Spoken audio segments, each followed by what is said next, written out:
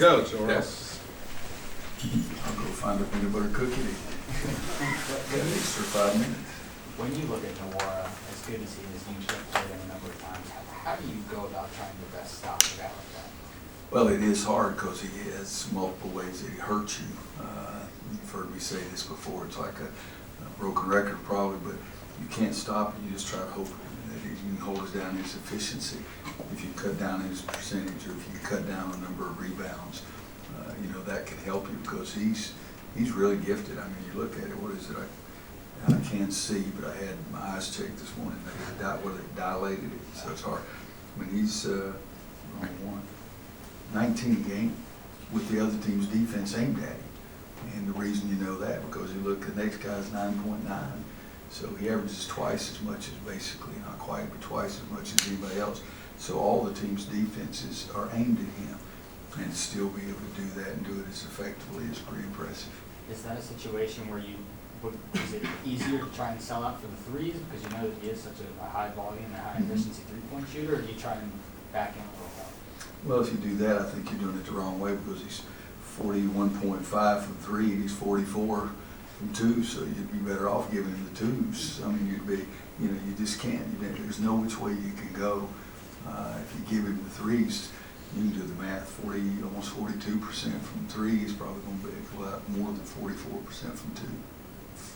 That's a guess. In what ways do you see your team getting better? I really do see us getting better in a lot of ways, and yet what we do is we take 2 steps forward and 1 step back. I think we're getting better offensively. I think we're doing a better job with our shot selection. At times, I think we're handling the ball better. And yet, in another game, we had 4 big turnovers in the last 8 minutes. So there's many different ways, but it is something that you're taking a step forward and a couple back sometimes. Roy, in losing some of these close games like you guys have down the stretch, what do you think's been the bigger difference? Is it been maybe not knocking down some of those shot looks you need, or is it maybe been more important to failing to get some of those stops on the defensive end that you need to do? Well, I think both. Okay. We've there's 2 things I want to tell you about Coach Smith today. One is that Coach Smith said every 6 or 7 years you should have a losing season so everybody appreciate the other years. And I told him I never agreed with that, and he said it many times to me. But my first year, and you can go back and look it up, I think I'm right on this, it's either 4 or 5, 79. There were 5 games where the other team had the last shot to win the game. They were 0 for 5. We won all 5 games. So I think somebody says things always even equal out. I think it's even equaling out this year more than any other time. But seriously, it's even far. I really think it was 5 games that the other team had the last shot to win the game. And this year we've had 6 and lost all 6 because they've made a basket 6 times. It is, I think that we worked yesterday on the defensive end of it, that we've had 6 opportunities to get a stop that would have allowed us to win the game right then, or to go into overtime instead of losing, or go into another overtime instead of losing. And so yesterday we worked on that, and today we're going to work on that, but we're also going to work on trying to score our last possession and do a better job of getting a shot that we want, and not just having it in. But I even remember that year we beat Michigan State in Carmichael, and Jay Vincent was a great player, played a long time in the NBA. He missed a 12-footer at the end of the game. We won by 1. So sometimes you give them a good shot and they miss it. Sometimes they take a tough shot and make it. So it's what it is. But I think it's both ends that we need to. In some of those games, we should not have been in that position because we had a 6, 8, 9, 10-point lead, and we either turned it over, missed free throws, or both. And so that's the biggest problem right there, not just one possession, because I don't think you can tie it down to one possession. What have you, you've had 6 games now to kind of perfect the locker room speech after a close loss. How do you console a team or tell a team? I'm the world's worst at it, so I tell them I'm getting tired of it, but I am. It's like I'm getting tired of press conferences. You guys are having to come up with different questions that are awfully hard. We're getting our butts beat every daggone day, but I'm just truthful with them. I tell them exactly what I feel the biggest part of the game was that we didn't take care of, what we've got to do next, and then try not to get any 20-minute speeches or anything like that, and go on and try to have a chance to look at the tape and come back and talk to them in a more factual manner after you see all the tapes too. Coach, going back to Louisville for a moment, other than Nora, I'm not sure how much you've been able to see of them, but Ryan McMahon's proven to be a good shooter. Malik Williams, B.J. Johnson, all these guys have proven that they can fill it up. Offensively, what has stood out to you about Louisville? Well, it does start with Nora because he is almost averaging twice as many as anybody else. But those other guys, they add up to a lot of points too. So you're exactly right. I watched last night the Duke game at Duke, Louisville Duke, and the Johnson kid was just off the charts, the freshman. And Sutton has been a guy that's given us problems. McMahon can make a bunch of shots. Enoch and Williams both. Enoch, both of those guys have played well against us at different times. So, no, we have to focus on the entire team. I was trying to look at the lineup now. Yeah, Perry's played well against us. Kimball we haven't seen very much, but those guys, Johnson is a freshman, and then Kimball, I'm looking at he's a grad transfer, I think. But the other guys we played against for the last 2 or 3 years, I mean, they have 2 or 3 redshirt seniors, fifth-year guys in their top 7 or 8. So they're an experienced, very balanced team. It's really a good team, and Chris is doing a fantastic job. Roy is from St. Joe's. Yeah, he's the grad transfer. Roy, Armando's really attacked the glass these last 2 games, just hasn't really been there offensively. What does he need to He do? had 16 the game before. I don't remember what he had against 10 against Notre Dame. Yeah, he had 16 in a low possession game. Because wasn't it the Virginia game?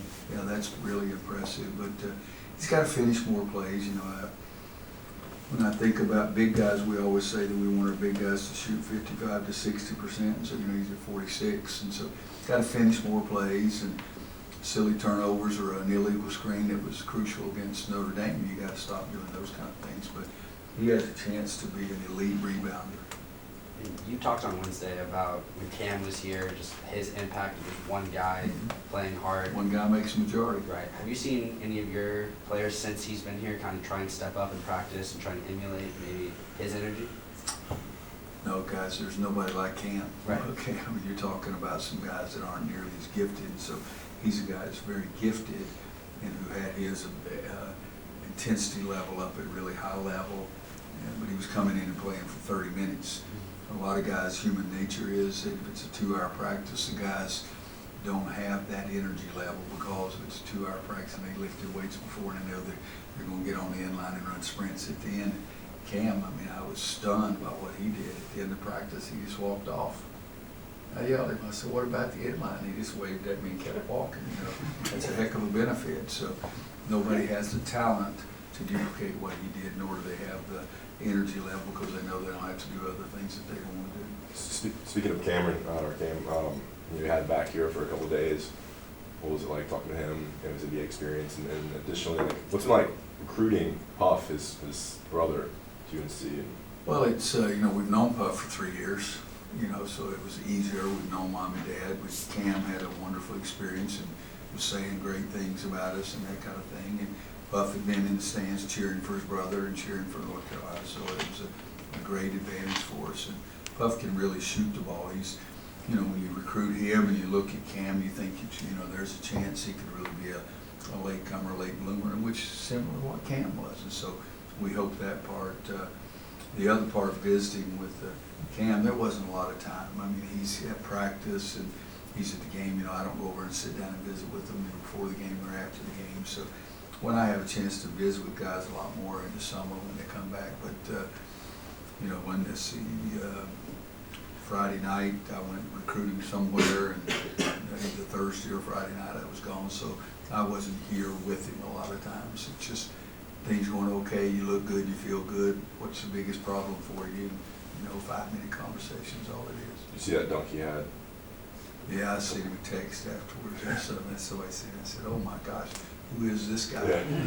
Dunking on JaVale. And he said, "I've always had that." I said, "Yeah, right." Coach, miracles can happen. How do you keep your team motivated and going strong to finish out the year? Yeah, miracles can't happen. I don't talk about about that, I talk about, come on now, let's get better today. We got a game tomorrow, we're not gonna cancel the rest of the schedule just because we're doing poorly. And try to push them with that. And the other thing is try to show them, because I don't, go play golf and then show up at practice or anything like that. I mean, we're working, we're watching tape, talking to them, trying to coach them. They know every day out there at practice that we're giving everything we have as a staff, so we're following our own thought there of let's get better, let's get better. You know what, Garrison, somebody Kerr showed me what he had said to somebody. That's something that means a great deal to me. Is that every day I do go to work and try to do the best I can possibly do and try to get them better. And I tell guys all the time, you're not going to work as hard as I am, so don't give me this other junk. But just trying to get better, and I'm not looking at ever going to a practice and say, okay, guys, we got a game tomorrow. It's the last game. Let's shoot some layups and get out of here. If I do that, I'm going to leave, because that's not the way I'm built. Have you seen Cole Anthony kind of, since he came back against Boston College, become a little more a better part of the offense you'd like to see in the last couple games, involving the balance between the low post and his perimeter game? You guys, the analytics people, get a lot more caught up in that kind of stuff than I do, really. I mean, somebody said something about 6 games or 7 games. I just know that we've been right there. 5 of the 6 games he's been back. Yes. In some of those other games before that, we were not necessarily right there, with the exception of the Wake Forest game. His numbers, I think, are probably more efficient since he came back. His assist-air ratio the other day was 6-1, the way you guys counted, or the way it's officially counted, and I think he was 10-1 for us. One of the games that we played, I can't remember which one it was now, he had 6 plays during a game where we gave him full assist, which means he got the guy a layup and they just missed a layup, or they missed an easy one. So I really don't get caught up in that comparison. Somebody sends it to me, I'll read it for 30 seconds and move on. But I think that his defensive grades have been better than they were when he first started this year. Florida State and one other game were bad shooting games, but other than that, we're not in a couple of those games if he's not making plays like he is, and that's all I think about. Coach, the amount of comebacks and buzzer beaters that your team's had to go through, when you go through one of those, and do you ever have the mentality, or your players ever have the mentality of like, not again, when they're kind of coming back, and how do you coach that out of them, whether that be practice or during the games? They may have it, I don't. I get ticked off when they're thinking about that. Today's game is today's game. And I believe that from the day I was born to the day I died. Just because I missed a shot or missed something, that doesn't mean I'm going to miss it again. So we try to talk to now, the now. You can take care of the now. You can't take care of what something that's already happened. And I got a little mad at him because somebody said something about they're so unlucky. We're not unlucky. Play better. It takes care of the luck part. Play better.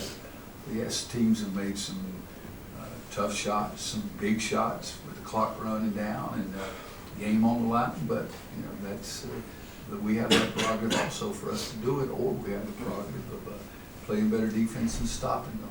But I do try to steer away from that unlucky stuff, because it's luck. You can take care of your own self, but not worry about the luck. Just do what you can control. If we get 2 defensive rebounds on free throws against Duke, we win the game. It wasn't that somebody and they did make an unbelievable play. Trey's Young off the rim was an unbelievable play. But come on, let's do what we can control. Notre Dame, kid made a big time shot. I recruited Nate. All right, I know he's a good shooter, but the play was made by Rex. Let's get the rebound. You know what happens if we get a rebound? We win the game. So it's not luck. And that's what I try to get, because there's some form of luck in everything you do, but you can also take care of a lot of it by just playing better. Coach, has Jeremiah practiced this week? You mentioned Wednesday that he's been off and on. He's going to practice full time today, and he practiced pretty good bit yesterday. Roy, how do you think Garrison has adjusted to playing he's been with the Goggles, in the last 3 games, I think, since getting that eye injury? I know he didn't play well against Wake, but the past 2 games, he's had... Yeah, Wake was not something you should ever even consider. I was probably stupid for trying to put him out there.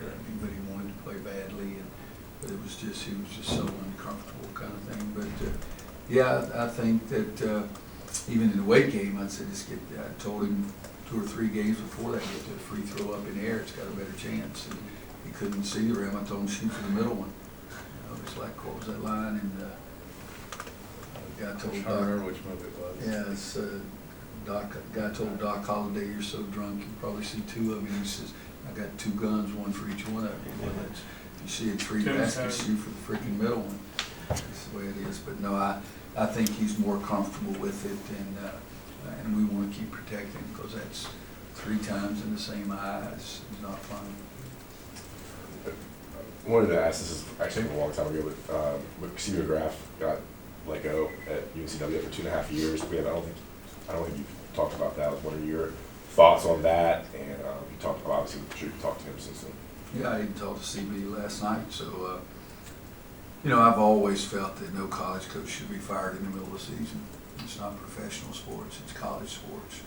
So we say it's college sports from a big house up on the hill, it's college, and then you do things like that that makes me think it's not the same signal. So I've always said that. I said that in, oh my gosh, 2001 or something like that, 2002 maybe, when our football coach in Kansas was fired for the last 2 or 3 games. I mean, I just don't think that should be done in college athletics. And so I didn't like that part of it, and I was sad for CB and his family, but that's the decision that their administration felt like they should make. But I've always been against that part of it. People have to make decisions that they think is the best for their school, whether I agree with them or not. But so that was the first part of it. My feeling is that that shouldn't happen during the course of the season. And then the other things, I always think of not just the coach, but I know that it's gut-wrenching for him, but how it affects his family and his kids. And so I think that's a very difficult part of it. Anybody else? All right, thank you. We'll Thanks, get Coach. Thank you, Coach. Brandon in here momentarily, John.